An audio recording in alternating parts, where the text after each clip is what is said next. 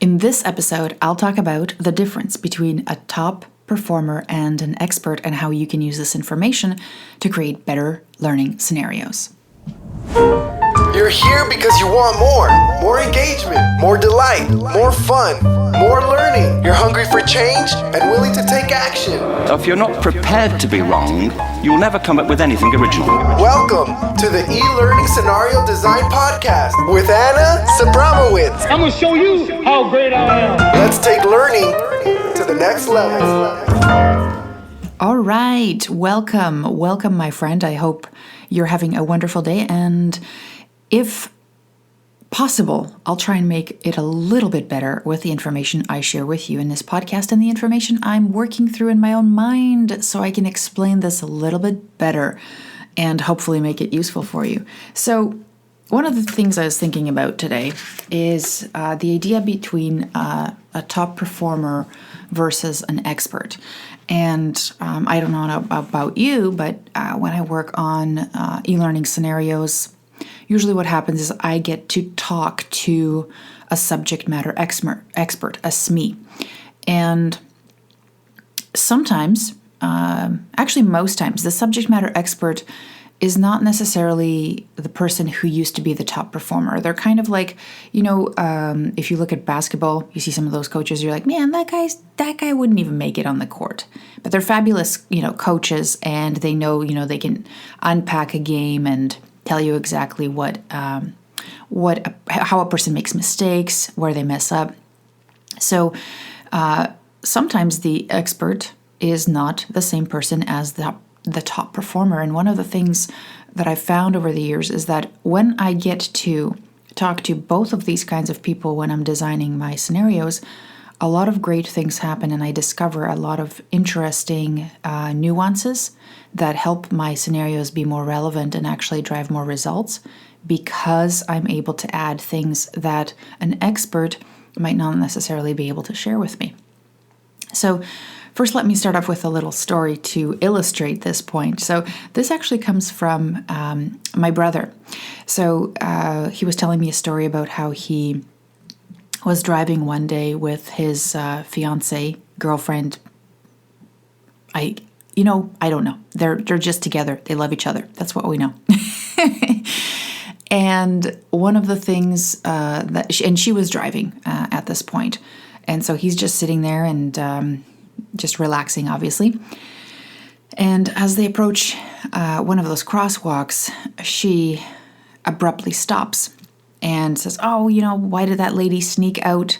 Because what happened is as they approached this crosswalk, somebody pressed on that crosswalk button to cross the street, and it was so sudden that Joe had to brake quite roughly. And so obviously she was like, this person is, they could have at least taken some time before they stepped out into the street, because she had to brake abruptly.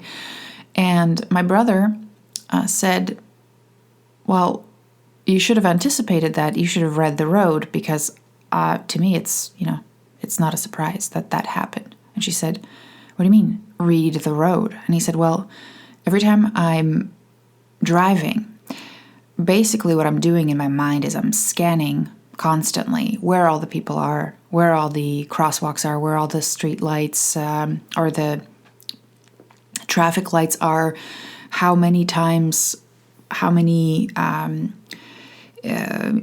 there's a crossing for pedestrians, if I see how long it's been on, I can anticipate when the light will change and things like that. And he said, so when you were approaching this intersection, the minute I saw that lady, I knew that that's a possibility. So I would have kind of already predicted that this was an option, and maybe not been so surprised and started braking sooner. And the thing is that Joe has been driving for years and is an expert driver.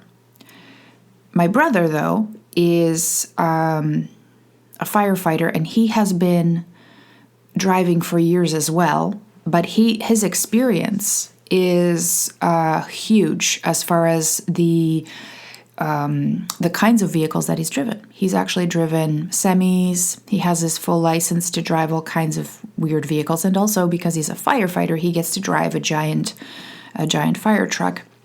Now, when you drive a giant fire truck, you cannot drive the same way you drive an SUV, passenger SUV. You simply don't have the capacity to stop on a dime like you would with a regular vehicle, smaller vehicle.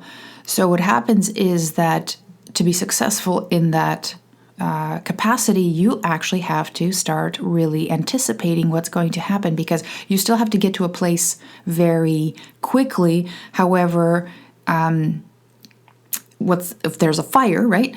However, one of the things that's happening is that you can't just crawl there in your truck because you can't stop very quickly. So you have to kind of constantly be negotiating what is going on in your environment so that you can anticipate if you do need to stop because a car is pulling out and things like that.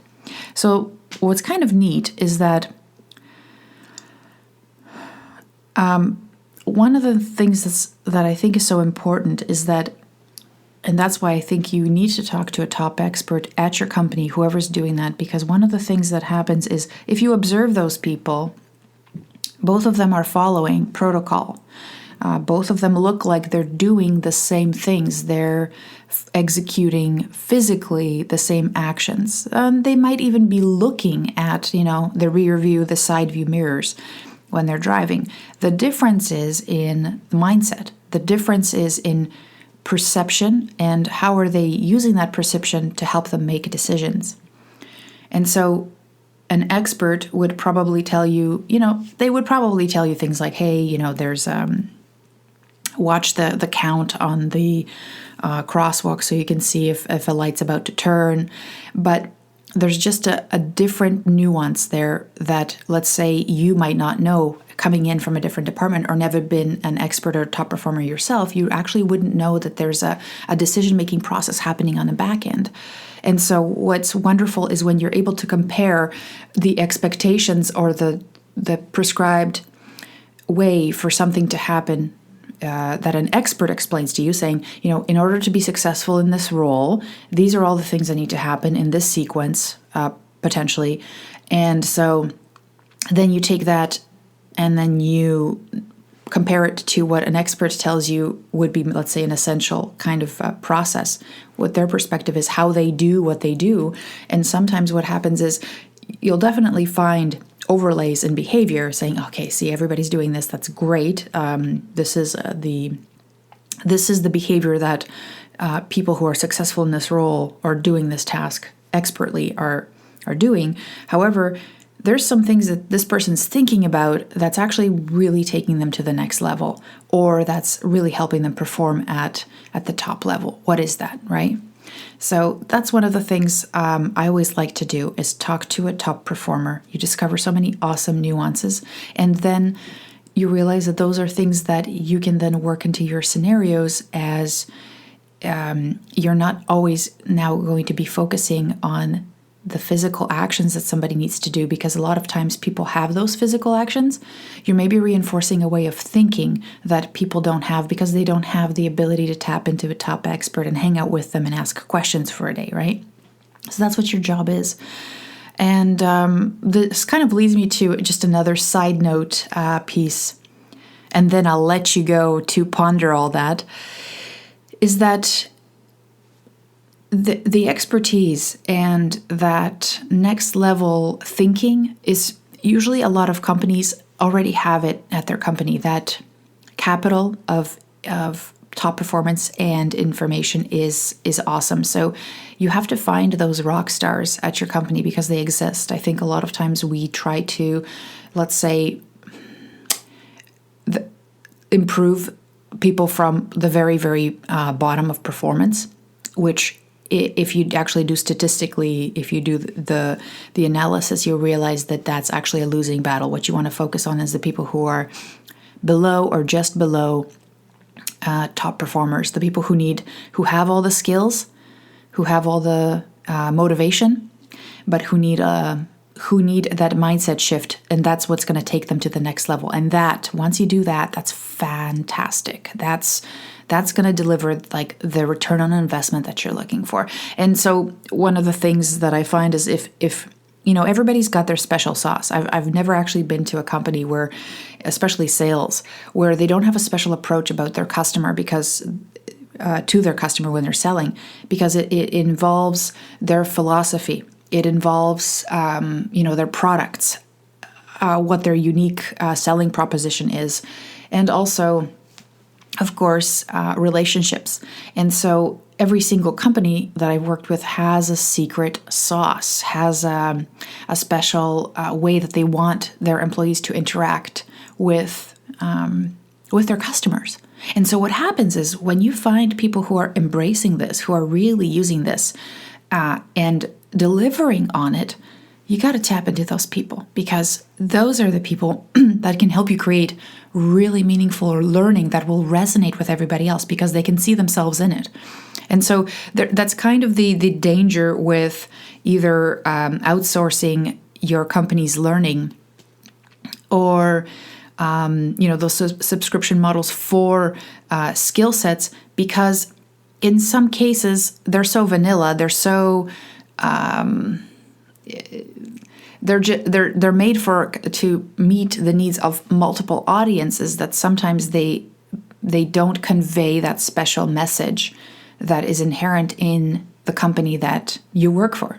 And so what happens is they're great for building that initial skill. Let's say if it is sales, let's say if it is technical, driving a specific vehicle. But then, the difference between how somebody thinks and what somebody perceives and why, those things are inherent and maybe special to your company and the people who work with you. So you have to basically augment whatever's there with that special experience and that perspective, because then that makes all those other skills actually relevant. Otherwise, you are missing the mark, and it seems like, if everybody's learning from the same platform all the time, then that might mean that you're delivering the same kind of content to all your staff. You're delivering also the same kind of content to all the companies.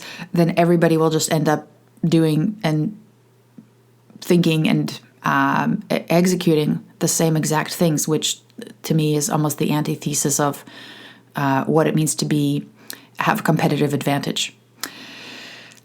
So I think the competitive advantage for any company is to tap into its top performers, figure out what they're doing, and make everybody else do more of that. And also see what they need, what your top performers need to take it to the next level, because there's always room for improvement.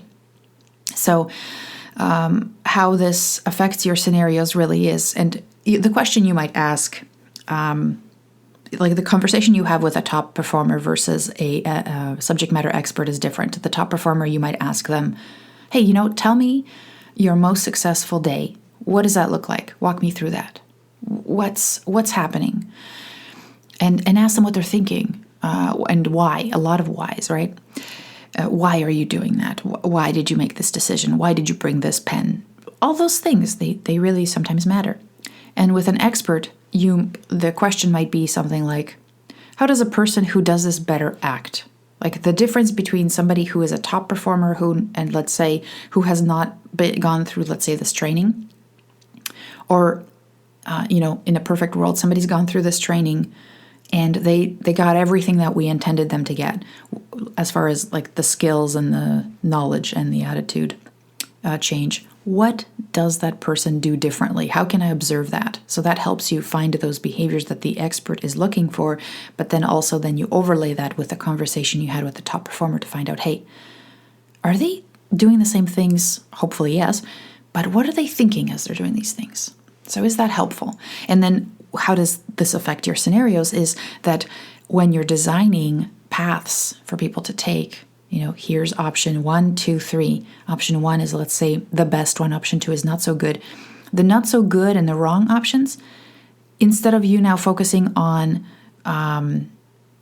purely mechanical errors, which, most people actually make because they're thinking the wrong thing, you can actually mix now mechanical with a assumptions. So you could have, you imagine a scenario where all the options are actually, the mechanical options are listed, like as far as here's how you mess up, but they might be the wrong option because it's something that they assume something that's not accurate. So you could have two wrong options. The mechanics of, let's say, pull this lever might be the reason, might be the wrong thing to do, and you have pull this lever as two of the options in your scenario, one correct option and two wrong options. However, one of the pull this lever might have one assumption about why that's wrong, and the other one might have a different one. So let's say your question might be, here's something happens. What are your options? Option 1 is, press this button. That's the correct one. Option 2 is pull this lever because that'll stop the main engine from overheating. Or 2, pull this lever and that will call the supervisor to help you. So both of those are actually wrong, but the assumptions around them are also wrong. And you've discovered that people who mess things up from the expert usually assume these things, and the top people aren't thinking that. The top people don't associate that thought with that action. So it's kind of cool. And obviously this is in a place where it's very mechanical and you have, mechanical things to reinforce. But like I said, don't just make the options focus on the mechanics of executing an action properly. Add to them the reasons why somebody would make that choice. And even for the correct one, of course, you want to reinforce that. So so I hope that was helpful. And if you have any questions, do feel free to email me at Anna@elearnerengaged, or just visit my site. Lots of interesting goodies there for you. And I will see you next time, friend. Take care. Oh, do me one more favor. If you really enjoyed this episode, then leave me a review on iTunes or share a comment in YouTube, because it just lets me know that you enjoy this content and you want more of it, and that it was useful to you. All right, I'll talk to you next time. Bye. You're listening to the E-Learning Scenario Design Podcast with Anna Zabramowitz.